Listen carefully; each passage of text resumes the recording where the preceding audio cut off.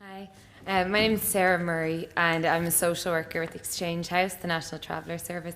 I've been working with the Exchange House for the last 4 years. We're based in Dublin, we're based in the city centre, but we cover Greater Dublin. I work on a family support and crisis intervention team.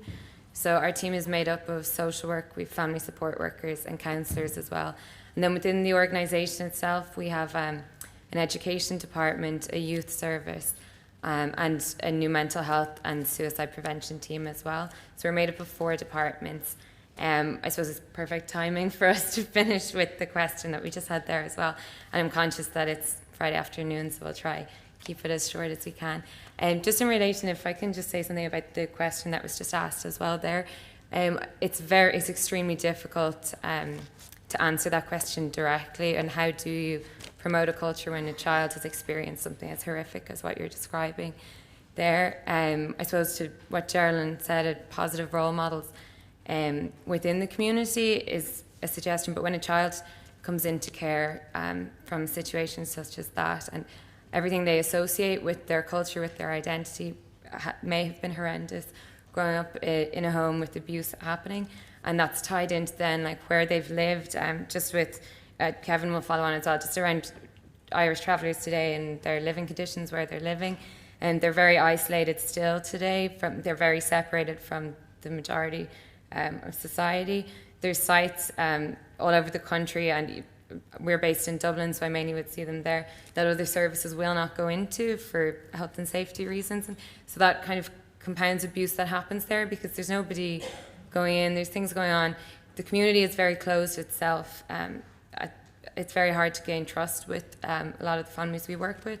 And then I suppose when things are happening, that it can be very difficult for those stories maybe don't get told for a lot longer than they would with people who aren't travellers living in Ireland. Sorry, I just wanted to reply to that.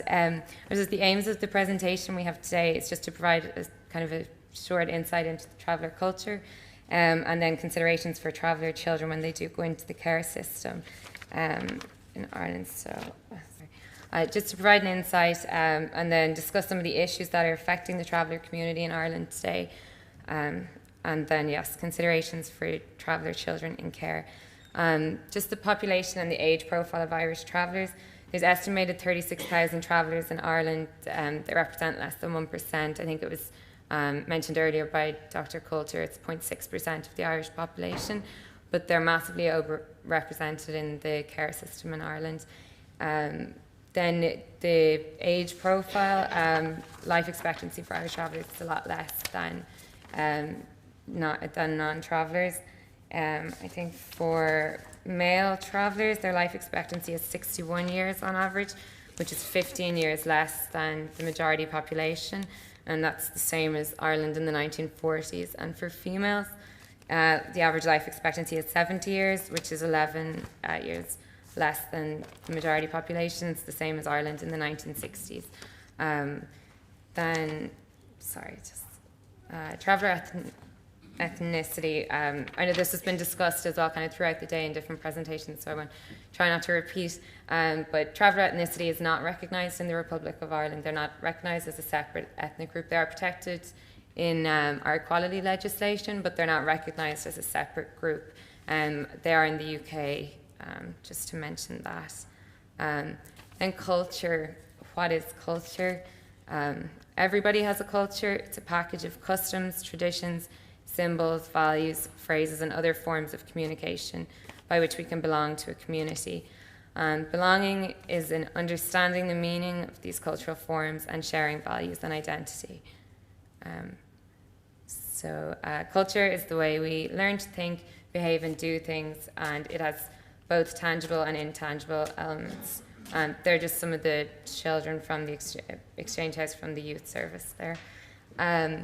Then just tangible are the things we can see, so they're very obvious, like behaviour and traditions, nomadism, economic activity, family structures and language. And then the intangible are the values and beliefs, so they're things we can't see that are at the root of different behaviours. And I suppose unless we're all aware of our own, but it takes being born into and living that life to understand the way, I suppose, travellers' values and beliefs are.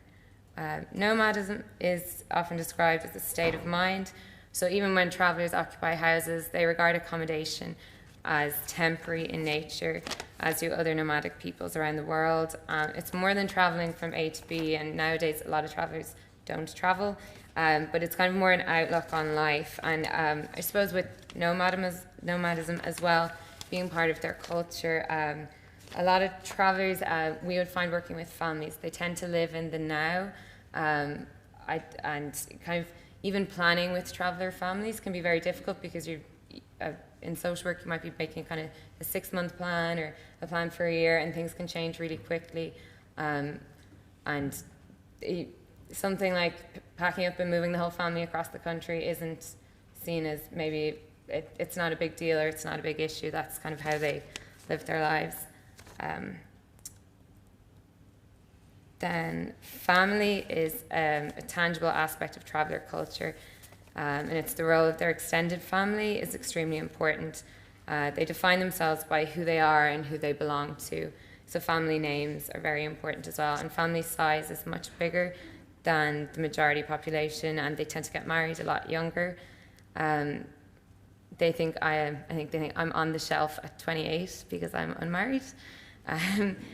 But family, at all big family gatherings, christenings, weddings, funerals, not only do these occasions play a massive role for the immediate family, but also for the extended family, so everybody gets invited to these family events.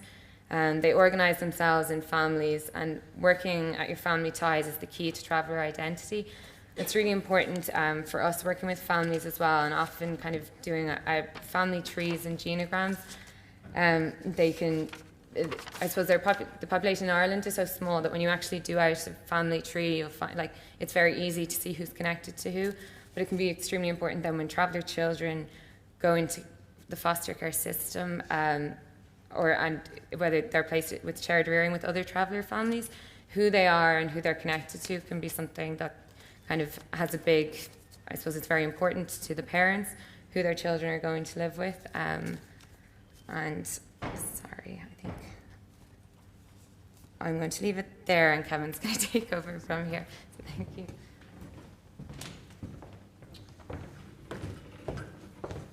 Hello, I'm Kevin Byrne. I'm also a social worker working in Exchange House. So just to continue on from where Sarah left off, so faith in the traveller community. Faith and religion has a huge part to play for travellers, the vast majority of whom are Roman Catholic. There is a small percentage who are not. Obviously there is a variation on how much religion means to different traveller families. It's not the same right across the board.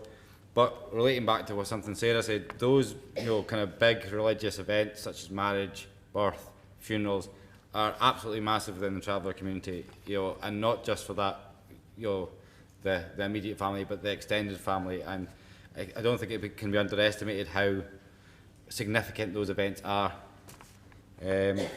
Education-wise, it's well known within Ireland that the education system has failed traveller community in the past. It was generally believed in the past that traveller children had no academic potential. Children who were sent to school were regularly not taught the regular curriculum. They were segregated in class and in play, and there was this kind of feeling that the children didn't want to be there, or that their family didn't want them to be there, and therefore there was no point in actually putting them through the education. The value of formal education is now becoming a part of traveller life for many travellers, and it's something that the traveller community see as a way of progressing themselves. Still has a long way to go. Today many people are accessing education at many different levels, but like I say, there's still a lot of work to be done. I think it was mentioned in an earlier presentation that the attitudes of schools and of communities towards travellers and education is a big part of that changing culture, and the information needs to be changed throughout Ireland, because there's still a kind of belief amongst communities and amongst education that traveller families don't want their children in school, and certainly don't want them completing school. And it's not it's not true right across the board, and it's a matter of changing those cultural expectations over time. Health, again, Sarah touched on parts of this, but I'll just very quickly go through some of the statistics. Sorry, I've not been moving on.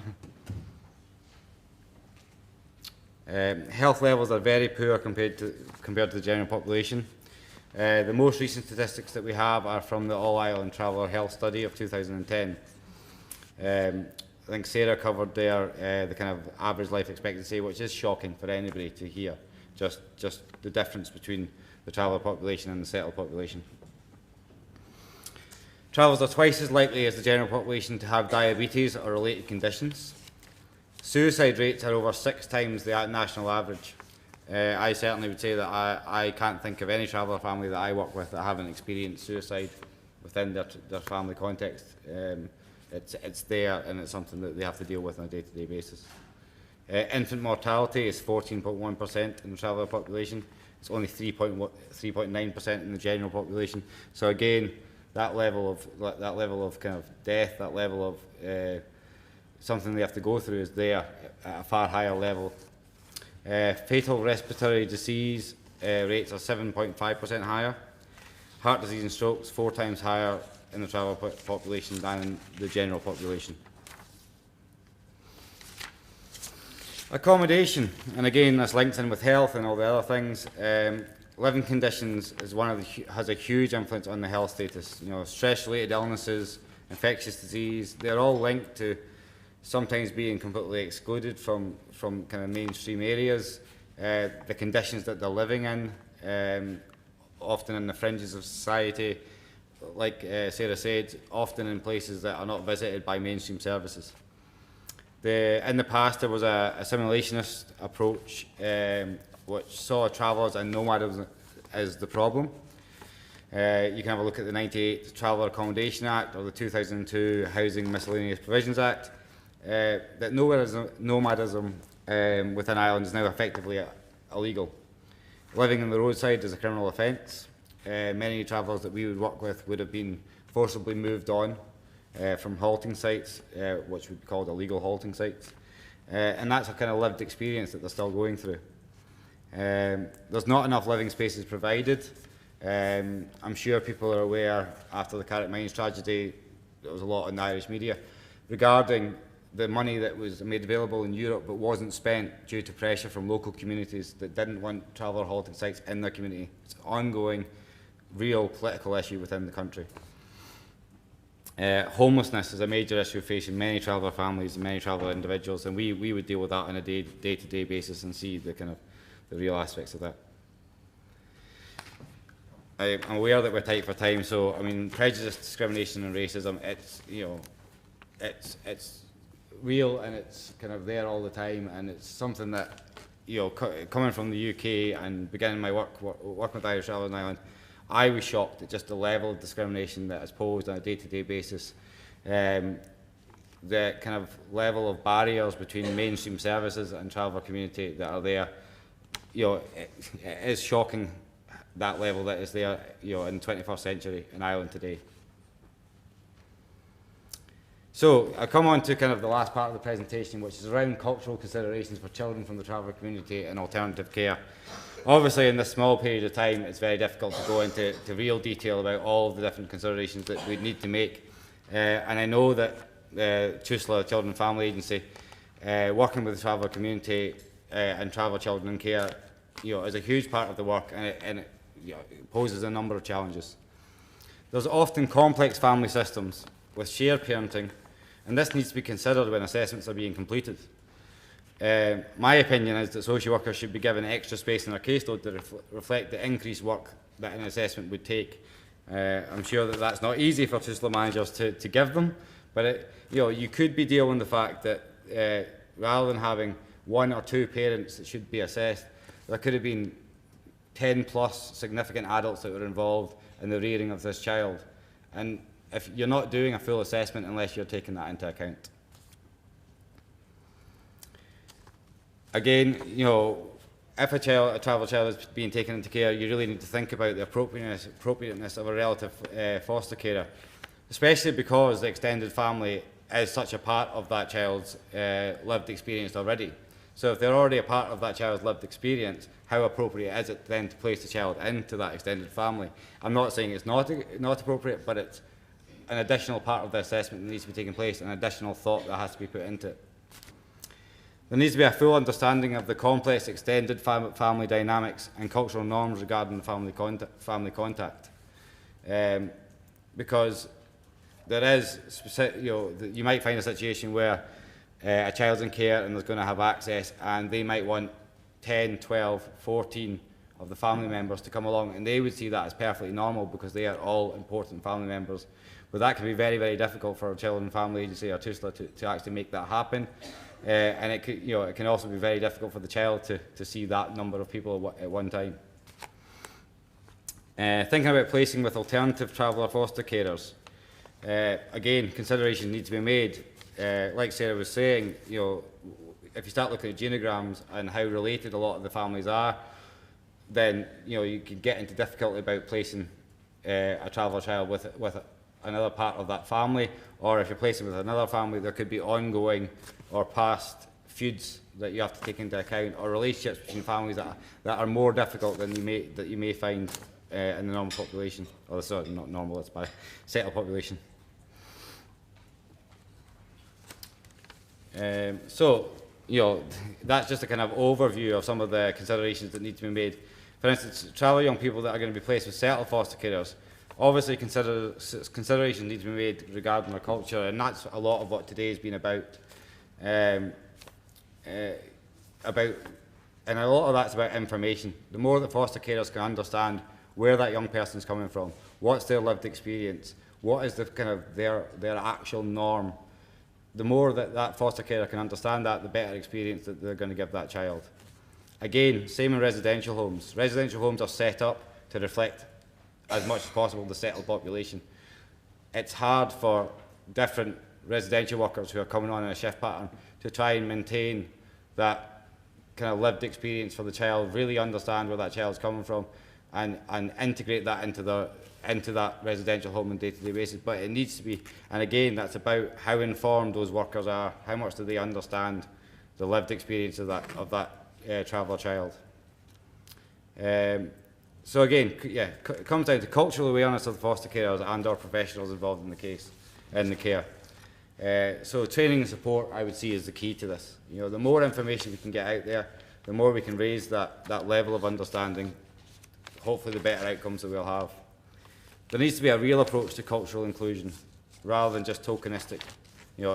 It's not just about some of the things around food and that can be really, really important, but it's also about really understanding where that child came from, really understanding what their experience was.